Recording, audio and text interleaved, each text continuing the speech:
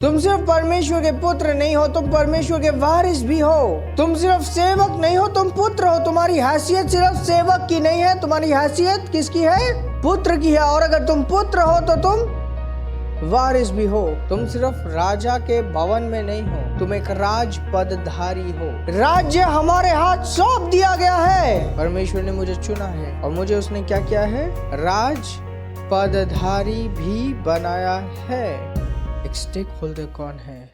जिसके ऊपर कुछ सौंपा गया है, कुछ दिया गया है, कुछ कार्य दिया गया है। विश्वासी होने के नाते हम सबको सुसमाचार सौंपा गया है।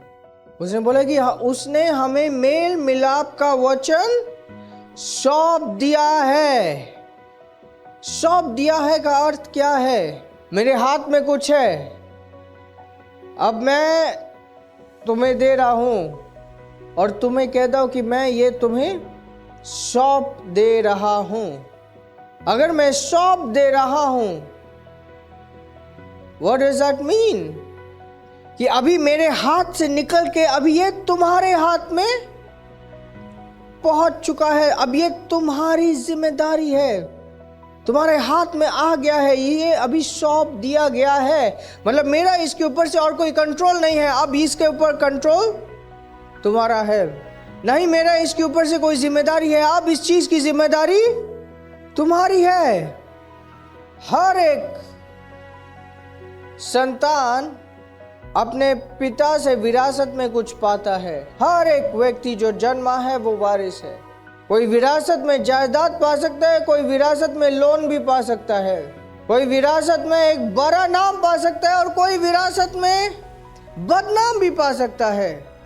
वो कहते हैं कि तुम संतान ही नहीं हो, तुम एक वारिस भी हो, परमेश्वर के वारिस और मसीह यीशु के साथ सहभागी। हम परमेश्वर के साथ एक साथ बिठाए गए हैं। हम सिर्फ संतान नहीं हैं, हम परमेश्वर के वारिस भी हैं। हम जो परमेश्वर के साथ चलते हैं वो कह रहे कि तुम सिर्फ उसके दास नहीं हो, तुम क्या हो? पुत्र हो। और अगर पुत्र हो तो तुम वारिस भी हो।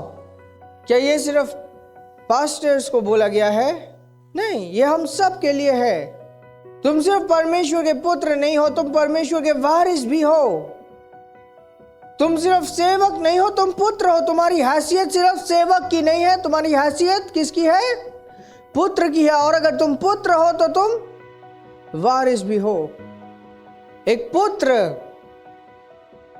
जब अपने जीवन में मैच्योर होता है,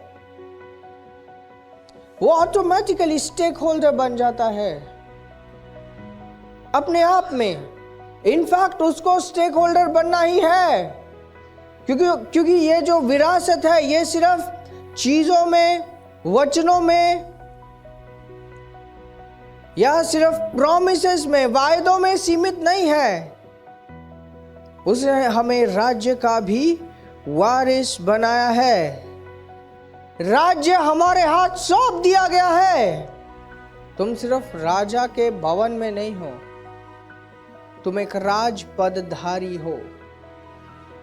परमेश्वर ने मुझे चुना है और मुझे उसने क्या किया है? राज पदधारी भी बनाया है। And hath made us kings and priests unto God and his Father, to whom be glory and dominion forever and ever. Amen. He has made us kings. उसने मुझे राजा बनाया है। मैं राजपदधारी हूं। अगर शुरुआत हुई है कि मैं उसका पुत्र हूं, तो सिर्फ पुत्र काफी नहीं है, एक पुत्र वारिस भी होता है। और अगर मैं वारिस हूं, किसका वारिस हूं? राजाओं के राजा का वारिस हूं, तो मैं एक राजपदधारी भी हूं। राजपदधारी होते हुए मैं एक राजा भी हूं और ये राज्य मुझे सौंप दिया गया है। स्वर्ग का राज्य है जो हमें सौंप दिया गया है। और जैसे हमने सबसे पहले पढ़ा कि मेल मिलाप का सुसमाचार हमारे हाथ सौंप दिया गया है।